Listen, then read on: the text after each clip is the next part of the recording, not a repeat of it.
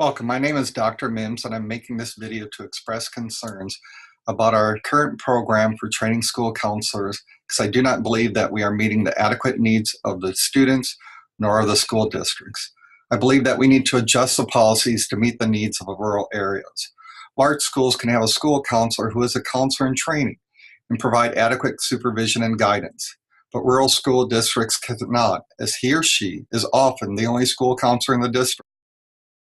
This could be an office in a school, and a mile away there is still a populated city, but it is different in rural areas. The 2010 study of the school counselors and their impact showed positive results, not only in our state, but in all of the 6 states who participated in the study.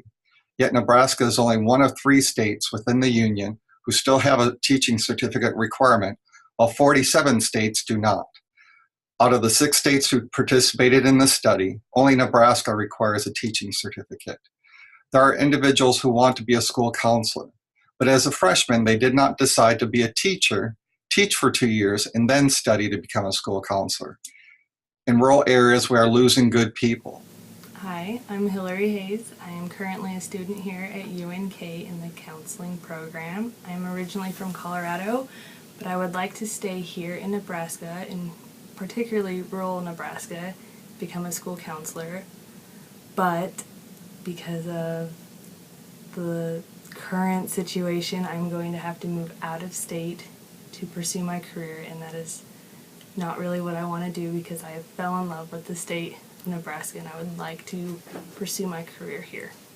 Furthermore, the alternative program, which allows people with a bachelor's degree to teach while getting their teaching certificate, does not exist for school counselors. Because the school counselors with a master's degree in school counseling cannot be employed in Nebraska unless they have completed teaching and 2 years of experience. This does not make sense when you consider a teacher spends 100% of their time in the classroom, while a school counselor may only spend 10% of the time in the classroom. I value a school counselor with teaching experience and training as a teacher, yet this requirement is outdated. It's different in rural areas. What is the internship experience like? Rural school districts are limited as being paired with supervising school counselors during internship. It does not mean that there's one in the same building or even the same school district. In fact, during internship, the nearest school counselor might be 40 miles away.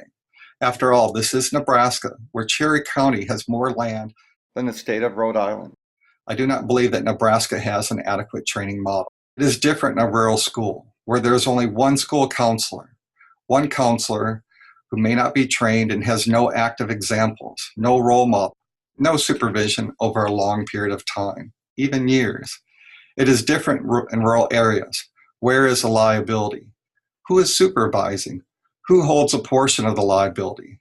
As a counselor educator, I supervise students in practicum where each student gets 3 hours of supervision per week and also records over 40 sessions for review. This is a level of supervision that an educational program has for a school counselor in training who is seeing students. Yet, a school counselor in Nebraska might work for 6 years before entering the practicum course, the 6th of 7 years, yet he or she could have a counseling issue with a student on their very first day of work.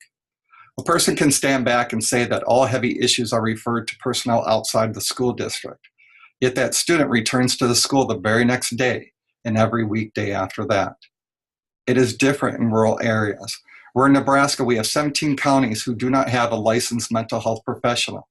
And yet I know that we have a school counselor in every one of those schools. School counselors are often the first point of contact with major issues. Is the current training model for school counselors putting staff at risk for a lawsuit? Perhaps. It is different in the rural areas, so policies need to change. What I'm proposing is that we let fully trained school counselors be hired in a school counseling position, and if there is no training for teaching, then they can take 2 additional courses, one in pedagogy and teaching techniques, and the other one in classroom management and discipline. I strongly believe that the school counselors are a vital part of our schools, and that if you have a trained school counselor with 2 years of teaching experience, then you should hire him or her. The next best choice is a fully trained school counselor. The first day on the job, a school counselor might speak with a student who's depressed or angry. No longer can a school district wait years for a fully trained school counselor. In Nebraska, we need the opportunity to hire the best candidate. These views expressed are my own. I do not represent a program, a university, or an association. I represent only my viewpoint that with more options, our school districts can be stronger.